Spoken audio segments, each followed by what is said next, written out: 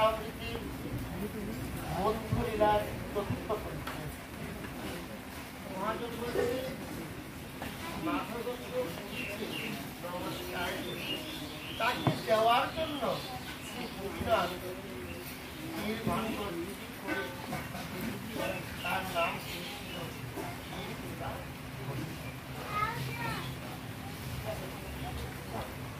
এই যে আমরা হরে কৃষ্ণ আমরা জানতে পারছি যে মাধবেন্দ্র পুরীকে দেওয়ার জন্য সাক্ষাৎ গোপীনাথ তিনি নিজে ক্ষীর চুরি করে রেখেছিলেন। গোপীনাথের যে ধারায় বলছে তার প্রেমেই বশীভূত হয়ে শ্রী গোপাল বিগ্রহ আবির্ভূত হয়েছিলেন। তার প্রেমে শ্রী মাধবেন্দ্র পুরী গোসাই প্রেমে যে তিথিটা আজ আমরা পালন করছি সেই তিথির নাম হচ্ছে অক্ষয় তৃতীয়া।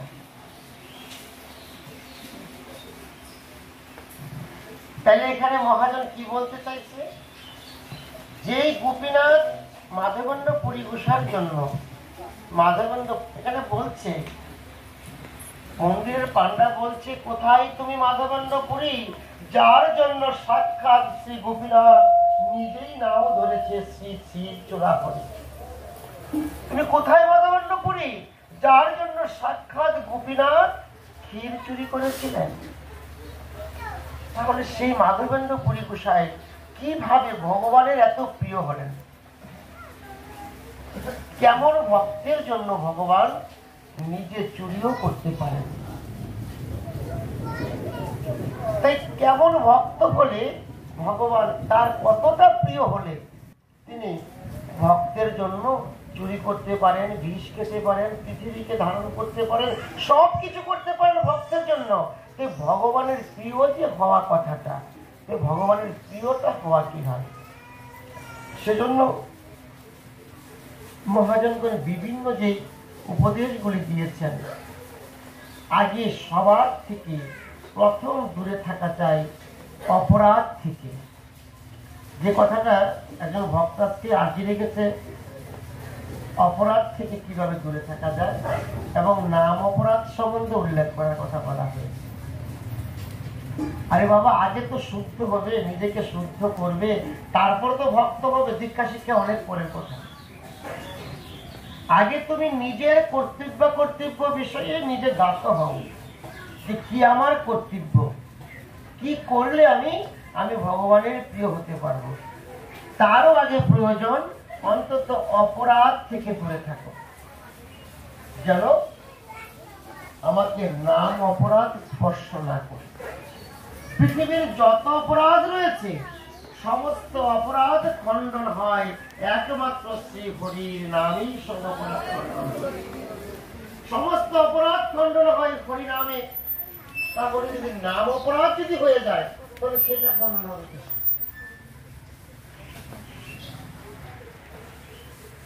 অপরাধের মধ্যে শ্রী শ্রী চৈতন্য চরিতামৃতে হরিভক্তি বিলাসে 64 প্রকারের অপরাধের বেদের কথা বিভিন্ন ভাবে রঘুনাথ ভট্ট গোস্বামী বর্ণনা করেছেন। কিন্তু চৈতন্য চরিতামৃতে গ্রন্থকার কৃষ্ণদাস কবিরাজ গোস্বামী তার থেকে 10 প্রকার অপরাধের কথা আলোচনা করলেন। প্রথম অপরাধই হচ্ছে সাধুর নিন্দা করা। সাধুর নিন্দা করা। সাধুকে বাবা তুমি জীবনে সেবা দিও না, খেতে দিও না, তার কাছে যেও না, তোমার ভালো লাগে না, দূরে থেকে কোনো সমস্যা নেই, কিন্তু নিন্দা করতে দিও না। একবারে যদি বৈষ্ণব অপরাধ লেগে যায় তাহলে জানবে আমাদের জীবন তো ক্রমে ক্রমে এগোচ্ছে, ভজন করতে করতে জীবনটা এগোচ্ছে। ওই ভজন চলাকালীনও যদি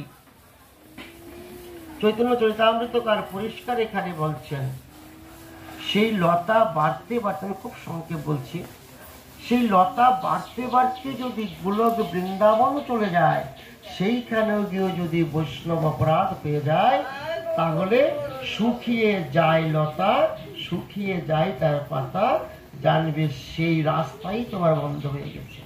অল্পের জন্য তুমি ভাগবত প্রাপ্তি হয়ে যেতে, সেখান থেকে একটু বৈষ্ণব অপরাধের জন্য ফিরে আসতে আসতে আবার তোমার জন্য 84 ভোগ হয়ে যাচ্ছে। সেজন্য ভজন করবার ক্ষেত্রে বলতে সাধু সাবধান, বীর কহ সাধু সাবধান, যেন কখনো ওই সাধু নিন্দাটা এত শাস্ত্র এত ভাবে বর্ণনা করলেন যে কোন অবস্থাতে যেন সাধু নিন্দা না হয়। হ্যাঁ, কায়া মনো বাক্যে করবে বৈষ্ণব সন্তোষ। কায়া, মন এবং বাক্য, অন্তত মনের যে আবিলতা, এ সমস্ত পরিত্যাগ করে সাধু সেবা করো।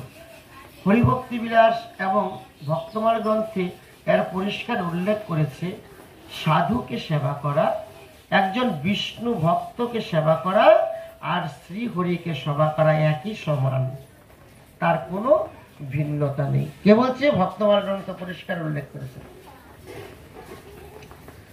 অন্যদিকে নামের সঙ্গে পৃথিবীর কোনো কিছু তুলনা করা, হরি নামের সঙ্গে পৃথিবীর আর কোনো কিছু তুলনা করা, অর্থাৎ নাম এমন এক তত্ত্ব, নাম এমন এক গভীর রহস্য, যার সঙ্গে পৃথিবীর আর কাউকে তুলনা করা যায় না। অর্থাৎ নাম আর নামই অভিন্ন তত্ত্ব। বীজের মাঝে গাছটি যেমন না যায় তারে দেখা, নামের মাঝে আছেন কৃষ্ণ তেমনি ভাবে ঢাকা। নাম সম্বন্ধে মহাজনরা অনেক উপদেশ দিয়েছেন। তাই যেমন একটি বট বৃক্ষের এত বড় বৃক্ষটা, সেই বৃক্ষটার ছোট্ট একটা বীজ, ওই বীজটার ভিতরেই বাবা এই সমস্ত বৃক্ষটা লুকিয়ে আছে। আমরা বিরাট রূপে 1 বিঘা জমি নিয়ে দেখতে পাচ্ছি, 10 বিঘা 20 বিঘা জমি নিয়ে দেখতে পাচ্ছি যে একটা বট গাছ দাঁড়িয়ে আছে।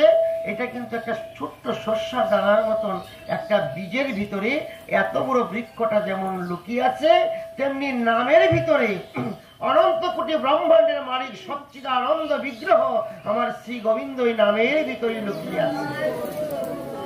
তিনি অন্য কোথাও নয়, ওই নামের ভিতরেই তিনি লুকিয়ে আছে। ছোট্ট একটা সরস্বতী ঠাকুর তার উপাখ্যান উপদেশে ছোট্ট একটা উপমা দিলেন। 2 ভাই হরিভক্ত, 2 ভাই আপন মনে প্রতিদিন হরিকথা বলেন, ভাগবত পাঠ করেন। করতে করতে হঠাৎ করে সেই ঘরে একদিন বলছে, যদি পৃথিবীর সব ধ্বংস হয়ে যায়, যিনি নামের আশ্রয় আছেন তার কোনো ধ্বংস নেই। শ্রীমদ্ ভগবত গীতা পরিষ্কার বলছে, নমামি বনস্পতি, হে অর্জুন, তুমি বিশ্ব ব্রহ্মাণ্ডকে জানিয়ে দাও যে আমার আশ্রয় আছে, সে নামের আশ্রয় আছে। যদি ব্রহ্মাণ্ড ধ্বংস হয়ে যায়, তবে সেই ভক্তকে আমি নিজে বুকে আগলে ধরে তাকে রক্ষা করি, তার কখনো বিনাশ হয় না। আমি তাকে পুনঃ পুনঃ রক্ষা করে থাকি। 2 ভাই বসে বসে দোকানে হরিভক্ত এই কথাটা পাঠ করছেন। দোকানের ছোট্ট খাঁচার ভিতরে একটা ময়না পাখি ছিল। ওই ময়না পাখিটা প্রতিদিন ওই যে ভাগবত পাঠ করে, ওই পাঠটা শুনে শুনে কালক্রমে দৈবের বিপরীত নিয়ম, হঠাৎ করে সমস্ত বাজারে আগুন লেগে যায়। বাজারে পরপর ঘর থাকে, তো একটার পর একটা ঘরে পরপর আগুন লাগছে। এবার আগুন লাগতে লাগতে আর মানুষ তো আগুন আগুন বলে পালাচ্ছে, চতুর্দিক থেকে মানুষ আগুন আগুন বলে পালাচ্ছে, কিন্তু ওই পাখিটা তো খাঁচার ভিতরে। তাই ওই পাখিটা মনে মনে কল্পনা করছে, আমি তো খাঁচার ভিতরে বন্দি, আমি এখান থেকে তো পালানোর কোনো পথ নেই। তবে গীতায় যখন বলেছে যে নামাশ্রয় থাকে তাকে কৃষ্ণ রক্ষা করে, আমি আর পালানোর চেষ্টাও করব না। এই খাঁচার ভিতরে থেকে ওই পাখিটা আপন মনে অচৈতন্য ভাবে শ্রীহরির নাম আপন হরি নয়ন জলে ভাসতে ভাসতে শ্রীহরি নাম করছে। কালক্রমে দেখা যায় সমস্ত বাজার আগুনে পুড়ে গেছে, কিন্তু ওই দোকানটার বাবা একটা কাগজও পুড়েনি, একটা পলিথিনও পুড়েনি। অবাক হয়ে গেলেন। অবশেষে দেখলেন ওই পাখিটা শুয়ে শুয়ে চোখের জল ফেলছে আর বলছে, হে শ্রীহরি তুমি আমায় রক্ষা করো প্রভু, তুমি রক্ষা করো। ওই পাখিটার হরিনামে এই দোকানটাও রক্ষা করে, দোকানের একটা কাগজও পড়েনি। তাই মহাজন বলছে, হে সংসারবাসী জীব, তোমার চতুর্দিকে মায়ার আগুনে ছাড়খাড় করে চতুর্দিকে জ্বলছে, তাই তুমি নামের আশ্রয় থেকে শ্রীহরিকে বলো, প্রভু চতুর্দিক থেকে মাইক আগুন ধাউ ধাউ করে জ্বলছে, কেহ পাপে কেহ পুণ্যে ভুগিতেছে বিষয়ের ভোগ, অন্তরে ভক্তি নাই, নাই শান্তির লেশ। তাই সেখান থেকে অব্যাহতি পাওয়ার জন্য ওই আগুন থেকে, বিষয়ের ভীষণ যন্ত্রণা থেকে, আগুন থেকে রক্ষা পাওয়ার জন্য একমাত্র হরিনামকে আশ্রয় করে প্রাণ খুলে হরি বল বলে হরিকে ডাকো। তিনি যদি কৃপা করেন, তিনি যদি কৃপা করে সেই বন্ধন থেকে আমাকে মুক্ত করে দেয়, তাছাড়া সেই আগুন থেকে বা চতুর্দিকে আগুন তো আমার লেগে গেছে, সেখান থেকে রক্ষা পাওয়ার কোনো উপায় নেই। নাম করতে গিয়ে নামটাকে পূর্ণ করবে। আমি নাম করছি কিন্তু নামটা পূর্ণ করছি না। হরে কৃষ্ণ বলে রেখে, হরে কৃষ্ণ এই যে সুনাম ভক্তি সকর, যেন নাম যেন কাটা না হয়। অন্যদিকে সমস্ত তিথির মর্যাদা দেবে। আজ অক্ষয় তৃতীয়া দিয়ে পৃথিবীতে আবির্ভূত হয়েছিলেন ভগবান শ্রী পরশুরাম। ভগবানের এক বিশেষ অবতার। বলে ভগবান পরশুরাম কি, ভগবান শ্রী পরশুরাম কি। ভগবান পরশুরাম আজকের দিনে, আজকের তিথিকে পরশুরাম জয়ন্তী তিথিও বলা হয়। এবং মহাজন বলছে, এই তিথিতে যা দান করবে, এই মহান তিথিতে যা দান করবে এবং যা তুমি হরিনাম করবে, জপ করবে, ধ্যান করবে, সব কিছু অক্ষয় হয়ে আমার শ্রী রাধা গোবিন্দের যুগল চরণে জমা হয়ে থাকবে, তা কখনো ক্ষয় হবে না। তুমি হরিনাম করো, জপ করো, একটা তুলসী শ্রীপত্র ভগবানের শ্রী চরণে দাও, যা কিছু তুমি করো না কেন। এই দিনে উপদেশে বলছে সরস্বতী ঠাকুর এবং বামন পুরাণে উল্লেখ করলেন, একজন ব্রাহ্মণ তার মৃত্যুর পরে সেখানে গিয়ে জঙ্গলে গিয়েছে। ধর্মরাজ যমকে বলছে তার জীবনে কোনো পুণ্য নেই, তাকে নিয়ে যাও। যে ধর্মরাজ যম বললেন, পরম বৈষ্ণব তো, ধর্মরাজ যম বললেন যে তাকে যে নিয়ে যাবে, দেখো তার কিছু আছে কিনা। দেখতে দেখতে খাতা কেটে দেখলেন যে সে জীবনে কোনো পুণ্য নেই, তবে একটা পুণ্য তার জীবনে আছে। একজন সাধুকে অক্ষয় তৃতীয়াতে সে খাইয়েছিল। শ্রী ভগবানের প্রসাদ একজন সাধুকে দিয়েছিল। ধর্মরাজ যম বললেন, একজন সাধুকে অক্ষয় তৃতীয়াতে অন্নটা দান করবার কারণে ওই পুণ্যফলটা তার অক্ষয় হয়ে রয়েছে, সেই পুণ্যফলটা কোনো পাপী তার ঢাকা পড়ে নেই। তাই আমি বলছি তুমি তাকে ভগবান শ্রী বিষ্ণুর ধামে বিষ্ণুকে পাঠিয়ে দাও। বলছে কেন? সেই দিনটা অক্ষয় তৃতীয়ার দিন ছিল। অন্যদিকে এই অক্ষয় তৃতীয়ায় রবিবার থেকে সত্যযুগ শুরু হয়। আর মাধবেন্দ্র পুরী গোসাইকে যখন মলয় চন্দন নেবার জন্য তিনি এসেছিলেন, শ্রীরাম পুরীতে আসার পরে তাকে বলা হয়েছিল, গোপাল আদেশ করলেন। তখন অনেক বয়স হয়ে গিয়েছে মাধবেন্দ্র পুরী গোসাই, অনেক বয়স হয়ে গিয়েছে মাধবেন্দ্র পুরী গোসাই, চলার ক্ষমতা নেই। আপন মনে বটবৃক্ষের শাখার নিচে বসে বসে কাঁদছে, বলছে গোপাল আমি তো চলার ক্ষমতা নেই, আমি কি করে এই জরাজীর্ণ দেহ নিয়ে কি করে তোমায় সেবা দেব? কিন্তু চন্দন তোমার কাছে রয়েছে, আমি চন্দন দিয়ে কি করব? আমার গোপালই তোমার কাছে নেই। যেমন ভগবান শ্রীকৃষ্ণ অন্তর্ধানের পরে অর্জুন বলেছিল হে গান্ডীব, তুমি সেই গান্ডীব আর আমি সেই অর্জুন, যার ধনুর টঙ্কারে যার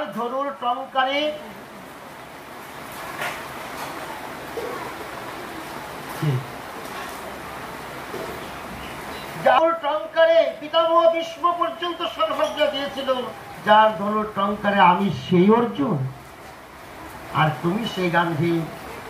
সারা আর্যাবতে 4 বার দিক বিজয় করেছিলাম, আজ আমার এক কৃষ্ণ বিহীন, আজ আমার একজন নেই বলে, এক কৃষ্ণ নেই বলে আমি তোমাকে উঁচু করে তুলতেই পারছি না।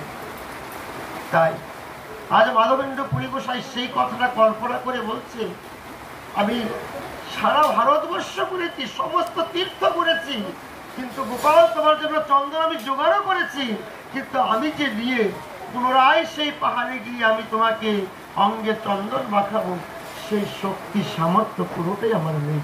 বলো গোপাল আমি কি করব? সেই নিশীতে মাধবেন্দ্র পুরী গোসাইকে গোপাল রাত্রিবেলা নিত্যভাবে আদেশ করলেন যে পুরী, তোমার আর আমার কাছে মলয় পর্বতে যেতে হবে না, আমি তোমাকে বলছি আমি রেমুনাতে সাক্ষাৎ শ্রী গোপীনাথ রূপে বিরাজ করছি, তুমি আমার রেমুনার গায়ে যদি অঙ্গে যদি চন্দন মাখাও, তাহলে আমি সমস্ত বিশ্ব ব্রহ্মাণ্ডে আমার অঙ্গে চন্দন লেগে যাবে। ওই মাধবেন্দ্র পুরী গোসাই কষ্ট হবে যেতে বলে আমার সাক্ষাৎ শ্রী গোপাল বললেন যে আমি রেমুনাতে শ্রী গোপীনাথ রূপে আছি, তুমি আমাকে গোপীনাথ রূপে এখানেই তুমি আমাকে চন্দন মাখাও। এবং সেই রাত্রিতে পাণ্ডাকেও আদেশ করলেন। যখন পাণ্ডাকে আদেশ করলেন, মাধবেন্দ্র পুরী গোসাই সেই চন্দন এনে যেই মাত্র গোপালের অঙ্গে দিলেন, আমার সেই গোপালের অঙ্গ তৎক্ষণাৎ সমস্ত বিশ্ব ব্রহ্মাণ্ডে যত গোপালের মূর্তি ছিল সমস্ত গোপালের মূর্তি তৃপ্ত হয়ে গেল যে আমার ভক্ত মাধবেন্দ্র পুরী আমাকে অঙ্গে চন্দন মাখিয়েছে। তাই মহাজন বলছে, এই মহান তিথিতে যদি অন্য কিছু নাও করতে পারো, অন্তত যেই কোনো জায়গায় শ্রী গোপালের অভিষেক হয় সেইখানে গিয়ে গোপালের চরণে একটু চন্দনটা বাবা দিয়ে এসো। আর কিছু নাও পারলেও তুমি গিয়ে গোবিন্দের কাছে বলতে পারবে, যেদিন ভবনদীর ডাক আসবে, ওপারের ডাক যেদিন আসবে, সেদিন এটুকু বলতে পারবে, প্রভু আমার জীবনের সাধন ভজন কিছু নেই প্রভু, প্রভু শ্রী অক্ষয় তৃতীয়াতে মাধবেন্দ্র পুরী গোসাই নাম স্মরণ করে আমি তোমার শ্রী চরণে একটু চন্দন লেপন করেছিলাম। চন্দন মহোৎসব কি, চন্দন মহোৎসব কি, চন্দন মহোৎসব কি, গোপাল গিরিধারী কি, মাধবেন্দ্র পুরী গোসাই কি। এই মহান তিথির বিশেষ আরেক অর্থ হচ্ছে মাধবেন্দ্র পুরী গোসাই এই চন্দন যাত্রা শুরু করেছিলেন, 15 দিন পর্যন্ত এই চন্দন যাত্রা অব্যাহত থাকে। হরে কৃষ্ণ। তাহলে আমরা গ্রন্থেখানে বিশ্রাম থেকে ভোগারতির চিন্তা আমরা করা উঠে পদে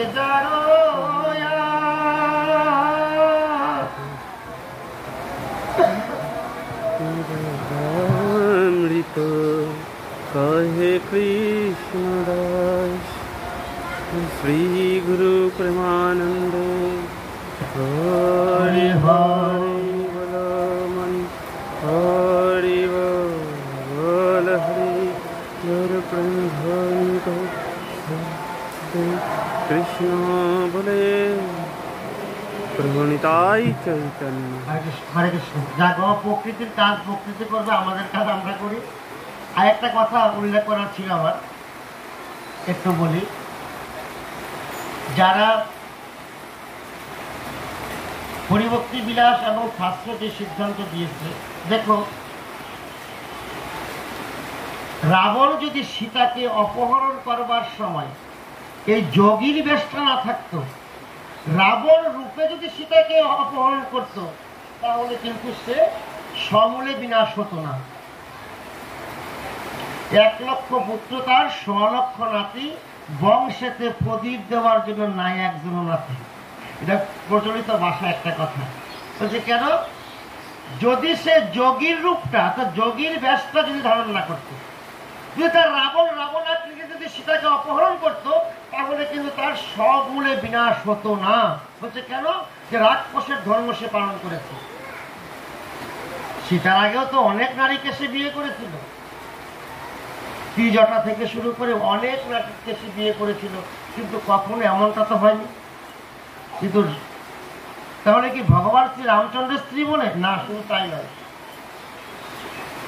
কাজটা কি অন্যায় করেনি? অন্যায় করেছিল, কিন্তু মুখ্য সবচাইতে বড় যেটা জটিল অপরাধ ছিল সেটা ছিল তার বেশটা ছিল তার যোগীর বেশ, অর্থাৎ সাধুর বা বৈষ্ণবের বেশ। ওই বেশটা যদি না থাকতো তাহলে দেবী ভগবতী কখনো তাকে কুল থেকে নিচেই নামাতো না। ভগবান রামচন্দ্র তাকে বধ করতে হলে আগে দুর্গাকে বধ করতে হতো। যখন রাবণ যুদ্ধে যেতেন দেবী ভগবতী 10 হাতে তাকে ঘিরে রাখতেন। তার গায়ে অস্ত্র নিক্ষেপ করবে কোন জায়গায়? যদিও তার অন্তর্নিহিত অনেক তত্ত্ব রয়েছে, কিন্তু শিব যখন বললেন যে দেবী তুমি রাবণকে যদি কুল থেকে না নামাও তাহলে পৃথিবীতে ধর্ম থাকবে না, বলছে কেন স্বামী? সে আমার সন্তান, সে যত ধর্মই করুক না কেন আমি তাকে কুল থেকে নামাতে পারি না। বলছে যদি তোমার স্বামীকে অপমান করে, একথা বলার সঙ্গে সঙ্গে বলছে তোমাকে অপমান কোথায় করলো? রাবণ অতীব শিবভক্ত, ব্রহ্মার যজ্ঞে তার 10টা মাথাকে সে বলে আহুতি দিয়েছে। বলছে সে আমার বেশটাকে অমর্যাদা করেছে। তার বেশটা ছিল যোগীর বেশ ছিল, আর আমার বেশ ধারণ করে সে সীতাকে অপহরণ করেছে। তাই তুমি যদি তাকে কুল থেকে না নামাও তাহলে তুমি বিশ্বের সমস্ত যোগীদেরকে অপমান করা হবে। একথা বলার সঙ্গে সঙ্গে দেবী ভগবতী অর্থাৎ পতির ধর্ম রক্ষা করবার জন্য সঙ্গে সঙ্গে নামিয়ে দিলেন রাবণকে কুল থেকে। তাহলে আমরা এই তত্ত্বটাই কি শিখলাম জানো? তুমি রাবণ কিন্তু পণ্ডিতরা কম ছিল না, 5 বছর বয়সে সম্পূর্ণ বেদকে মুখস্থ করে ফেলেছে। হ্যাঁ, কৈলাস পর্বতটাকে হাতে করে নিয়ে আসতেছিল, এত বড় সাধনার প্রভাব ছিল তার মধ্যে। তথাপি ধ্বংস হলেন কেন? যেন শুধু এই ব্যাস সাধনার কারণে। তাই মহাজন বলছে তুমি ধর্ম করো না দরকার নেই, কিন্তু ধর্মটাকে অন্তত শ্রদ্ধা করো বাবা। বাড়িতে লক্ষ্মী পূজা, দুর্গা পূজা যা তুমি পূজা করলে পূজাটা একটু নিয়ম মতো করো। পূজা করতে আপত্তি নেই, তোমার যা ভালো লাগে, যেই দেবীকে ভালো লাগে পূজা করো, কিন্তু পুজোটা করে বটতলায় নিয়ে মূর্তিটাকে বসিয়ে রেখো না। বলছে না লক্ষ্মী ঠাকুর বিসর্জন দিতে নাই, তো লক্ষ্মী ঠাকুর তুমি যে বিসর্জন দিলে না, কার্তিককে বিসর্জন দিলে না, সরস্বতীকে বিসর্জন দিলে না, তাকে বটতলায় বসিয়ে রাখলে, রাখার পরে তুমি কি করলে? আর তোর দিকে লক্ষ্য নেই, পূজা তোমার হয়ে গেছে। চুলগুলি খুলে খুলে পড়ছে, বৃষ্টি পড়ছে, পাখি এর মধ্যে বিষটা ফেলছে, কুকুরে পেচ্ছাপ করছে।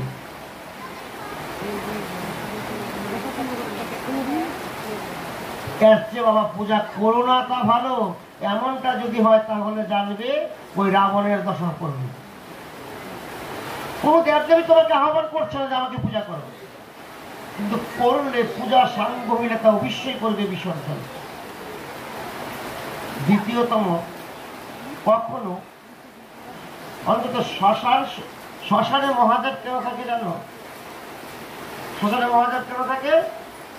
মহাদেবের ইচ্ছে ছিল যে এই পৃথিবীতে একমাত্র অহংকার ছাড়া জায়গা হচ্ছে একমাত্র শ্মশান, আর সেইখানেই জীবের সমস্ত কামনা মুক্ত হয়ে আপন করে প্রেম সে সারাদিন হরিবোল হরিবোল বলে আমি শ্মশানে থাকবো, সাইবস্য গায়ে মাখবো, তাকে আতিথ্য নেই, কিন্তু দিল খোলা, সারাদিন হৃদয় খোলা মানুষের ওই হরিবোল হরিবোল শব্দটা শুধু শুনবো। আর সেইখানে যদি গিয়ে বাবা মদ খাও তাহলে জানবে যে সমূলে বিনাশ হবে। ভাগবত বলছে মদ খাওয়ার শাস্তি একটাই, অন্য কিছু না। জীবিত মানুষ যখন মরে যায়, একটা মানুষ কিন্তু একটা গুলি করলে কিন্তু এখন মারা যাবে, কিন্তু যখন নাকি তাকে শাস্তি দেওয়া হয় তখন এই পঞ্চবতীর দেওয়াটা তো থাকে না, ওই আত্মাটাকে একটা দেহ দেওয়া হয়, সেটাকে বলা হয় লিঙ্গ দেহ। আর ওই লিঙ্গ দেওয়াটা সহজে মরবে না, এটা আগুনে পুরানো মরবে না, সারাদিন তুমি কাটছো তাও মরবে না।